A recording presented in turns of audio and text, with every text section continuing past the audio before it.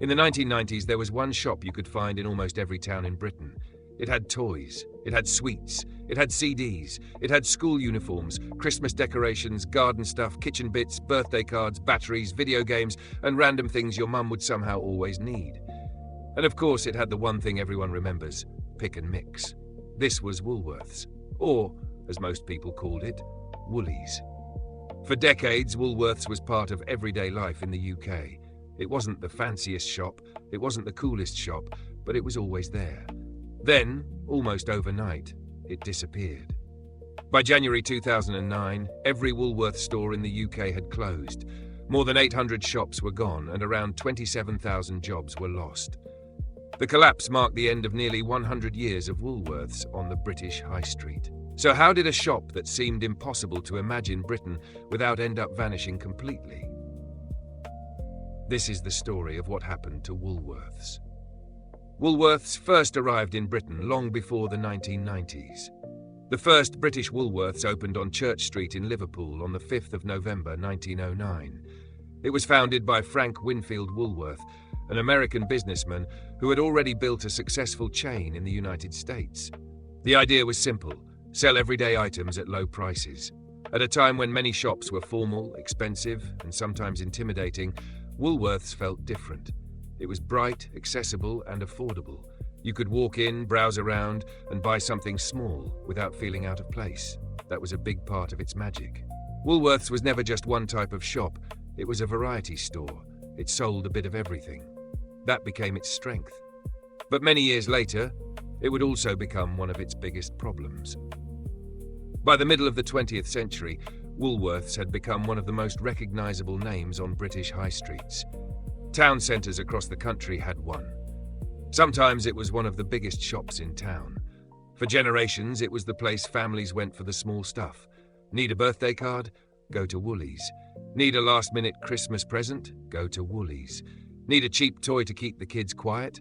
Go to Woolies. Need a new cassette, a CD single, a packet of felt tips, and a bag of sweets? Somehow, Woolworths had all of it. And that's why by the 1990s, Woolworths was deeply woven into British childhood. If you grew up in the UK during that decade, chances are you remember walking into Woolworths and heading straight for the toy aisle. There were Barbie dolls, Action Man figures, board games, Hot Wheels, Lego, Pokemon cards, PlayStation games, and cheap plastic toys hanging from little metal hooks. The entertainment section was massive too. Before streaming, before Spotify, before Netflix, Woolworths was one of the places people went to buy music and films. You'd see chart CDs lined up, cassette tapes, VHS tapes, DVDs later on, and video games locked behind glass cabinets. And then there was the pick and mix. For many people, that is the memory. Rows of clear plastic tubs filled with fizzy cola bottles, white mice, jelly snakes, foam bananas, fried eggs, gummy bears, chocolate raisins, and those weird sweets you never knew the name of but always grabbed anyway. You'd scoop them into a paper bag, weigh them, and hope it didn't cost more than the money you had. Woolworths understood something very powerful. Kids dragged adults into shops. A parent might go in for batteries or a lunchbox, but the child would remember the sweets, the toys, and the music. That emotional connection is one reason Woolworths is still talked about with so much nostalgia today. But nostalgia doesn't save a business. And behind the scenes, Woolworths was already starting to struggle. The first problem was that Woolworths had become difficult to define. In the early days, selling a bit of everything made sense, but by the 1990s and 2000s, retail was changing fast. Specialist shops were getting stronger.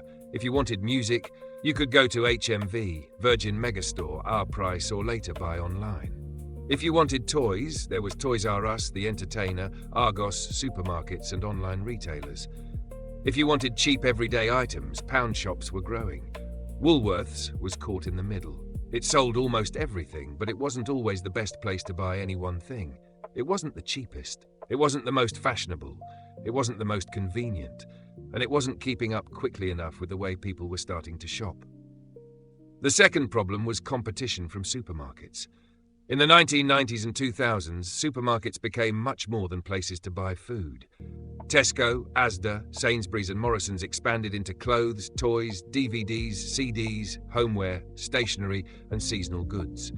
In other words, they started selling the exact kind of things Woolworths depended on. But supermarkets had a major advantage. People were already going there every week. So instead of making a separate trip to Woolworths for a DVD, school shirt, toy, or Christmas decoration, shoppers could just pick it up with their groceries. That was a huge threat. Then came the internet. Online shopping changed everything. Amazon and other websites made it easier to compare prices, order from home, and find a wider choice of products than any single high street store could offer. This hit Woolworths hard because many of its key categories, CDs, DVDs, video games, toys, books, electronics, and gifts, were exactly the kind of products that moved online quickly. At the same time, physical music and film sales were being disrupted by downloads, piracy, streaming, and changing habits. Woolworths was heavily exposed to categories that were being completely transformed. But there was another major issue: debt. In 2001, Woolworths became a separate listed company after being demerged from Kingfisher. But the business it inherited was complicated. It included the retail shops, but also distribution and entertainment businesses. The stores needed investment. Many looked tired. Some were in aging high street locations. The brand still had affection, but affection wasn't enough. As the 2000s went on, Woolworths struggled to find a clear identity. By 2008, things got much worse. The financial crisis hit, credit became harder to access, consumer confidence dropped. Retailers that were already weak suddenly found themselves under extreme pressure. Woolworths was one of them. In November 2008, Woolworths went into administration. For staff, it was devastating.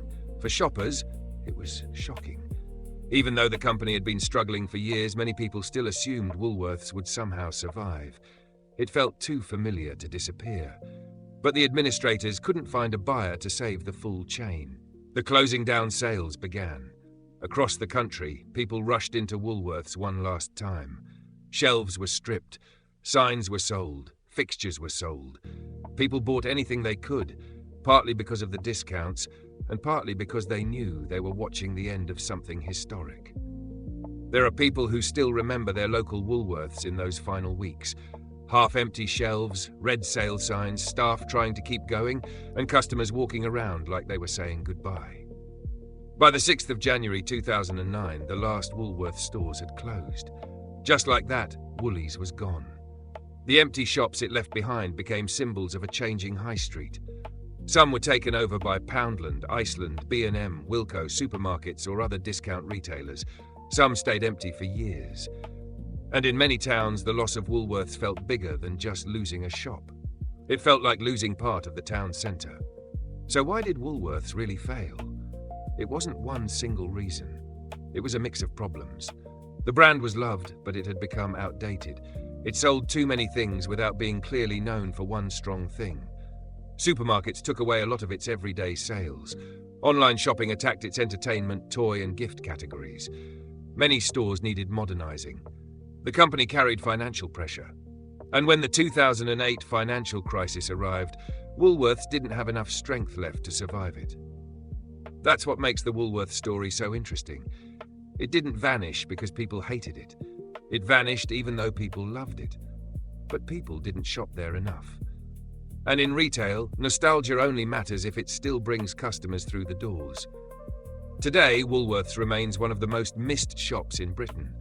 A shop that once seemed like it would be there forever, but wasn't.